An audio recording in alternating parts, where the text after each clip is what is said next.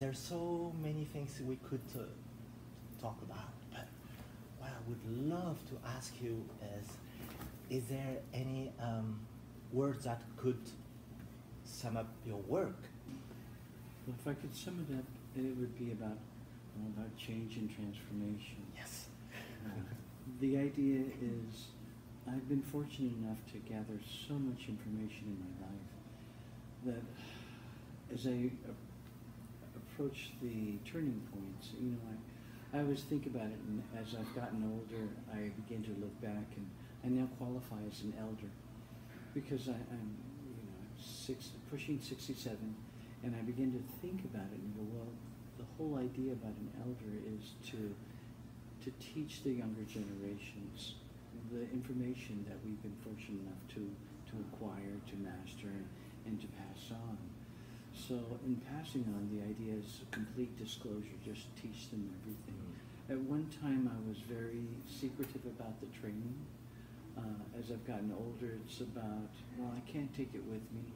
I might as well just pass it on and allow people to benefit from this teaching. So I've written many different books, and so I'm doing one last series of seminars. There's about 16 seminars that cultivate and culminate up to a point of a doctorate of, it's like a Taoist mystical healing certification. But the goal is to pass along the information that people who are martial artists, who are into medicine, and who are into mystical studies can all corporately use the information to enhance their life.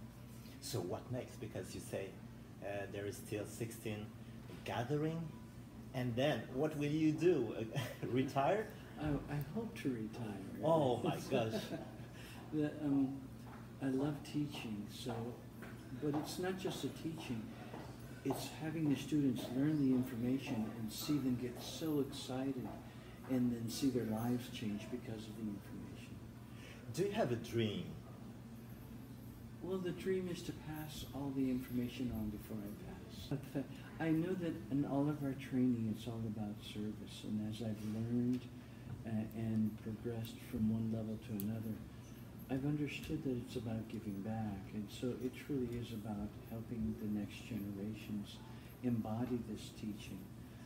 In China, sometimes the teaching is almost inaccessible to get the information, and especially now. So it's about, no, I was fortunate enough to be taught this information. If you're willing to do the work, it will really change and benefit you for such a higher level of spiritual evolution. Where actually could we learn that tradition? Elsewhere or nowhere? Technique. The last time I was in the Xi'an hospital and visiting friends, they went from a wing with 3 floors to 2 rooms to 1 room. And the students that I brought, they were doing all their treatments and stuff, and the doctor was all excited, but after the 3rd day, he chewed them out and said that the new government policy is just to put the patients to sleep. And so it's a shame, because the tradition for medical Qigong therapy in China is vast, and it's ancient, and it's extremely effective, but because of political agendas, it's been downsized so bad that unfortunately the only people teaching the system are the people from our schools. Right? From your school, yeah. Do you think one day they will open up again those hospitals? One could only hope, because the benefits, it was really wonderful. What we used to do is, when one doctor would begin to try a different treating modality, if it was successful, then we'd bring other patients. If that was successful, then they would send them down to the research department, and then they would categorize all the treatment modalities, send them to the other hospitals and the other clinics, and have them replicate those teaching patterns and treating patterns. And if they all became successful, they just put them in a book and then pass it on to the next upcoming doctors. So what happened to all the doctors who taught you there, and all the medical staff? They're still there, but what are they doing? Are they in prison, or are they in other countries? I don't know. All I know is that when I came back in 2002, I couldn't find hardly anybody, and some of my old friends weren't even talking about Qigong. They were, no, I don't. They were so scared that you have to honor and respect that. Because we have a different freedom than they do. So you respect the culture, respect the pressures that are put on them. And the idea is to honor everyone. So when they don't want to talk about it, you honor that, and then you just move on. So you start writing your books since that moment, or oh no, when you were studying it? It was funny.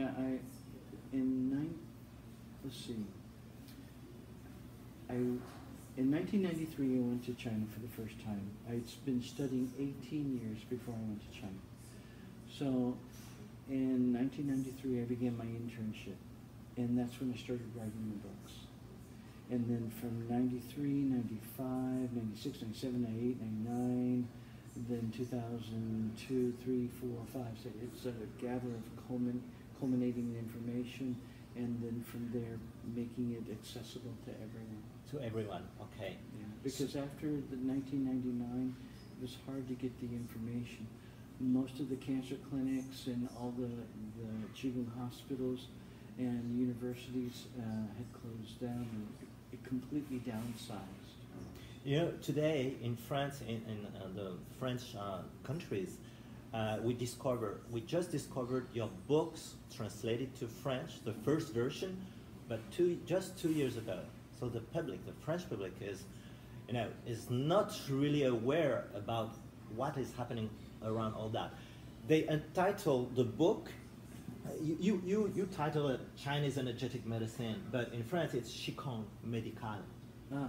So my question is, was it your title, or did they translate it to Qigong Médical? Okay, that's a good question. I've written 11 books on medical Qigong. The first one was a big book, okay? It was Chinese Medical Qigong Therapy, a comprehensive clinical text. From that book, I was lecturing at acupuncture colleges, and the kids have questions, so I'd say, I'd be answering their questions, and they'd be going, is that in your book? I went, no. They go, well, when you rewrite the book, could you add it? Now, the book was this thick to begin with. So what happened was I began to break the book up into 5 other books. And those 5 books were the Chinese Medical Qigong Therapy, a comprehensive clinical text, Volume 1, Volume 2, Volume 3, Volume 4, and Volume 5. Those 5 books were translated into French. After those 5 books, I decided after 10 years that there was so much that the American acupuncture colleges haven't done with the medical Qigong therapy, that I decided, okay, I withheld information so that the acupuncture colleges would feel okay about working with Western medical doctors. I went, I don't care, I'm putting everything in the books. So then came the secret teachings of Chinese energetic medicine. With that, I put all the Taoist mystical teachings associated with the healings that I had removed from the first Qigong medical textbooks. 2 sets. Yeah. The first 2 sets. So the upgrade are filled with other information, though. Oh yes. In other words, in this book, there's all kinds of there's about 500 pages in the new book that aren't in the old book.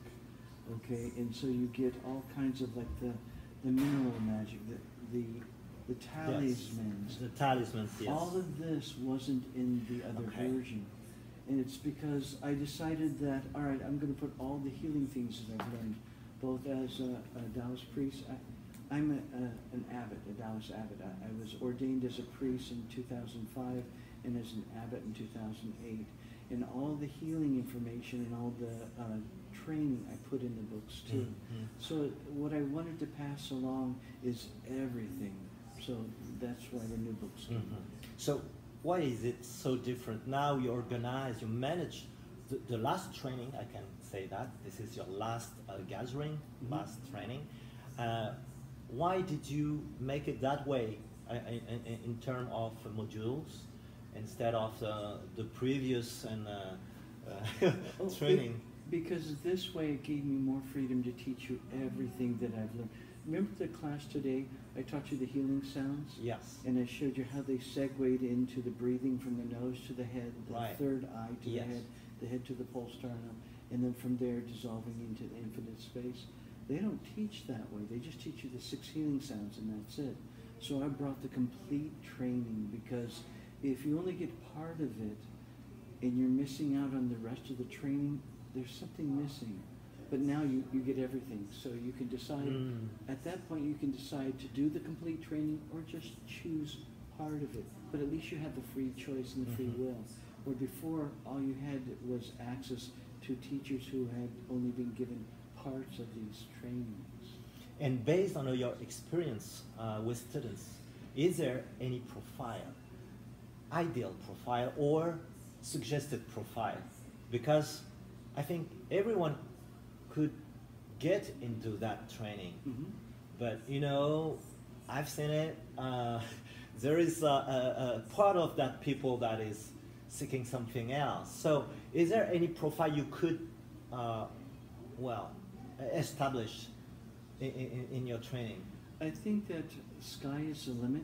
You can go as far as you want, but it's up to, we always talk about it, everything costs something. And so the idea is to allow people to go as far as they want or to stay where they want.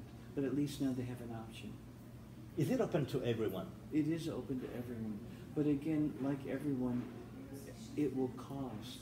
And we're not talking about finances. We're talking about sometimes your belief structure has to change. Sometimes you are at a point for you to go to the next level. You have to forgive and let go of attachments to these people, places, and things. Resolve that, let that go. See the value in the history that you have, and then understand why it was given to you and move to the next level. If not, you stay in a loop, reciting the same story over and over, and you don't progress beyond that. So all the information is there, but at that point, you have to be willing to grow beyond a certain level to the next level, and with that comes freedom, true freedom. Thank you, Doctor. You're welcome. I'm very grateful for this sharing with you.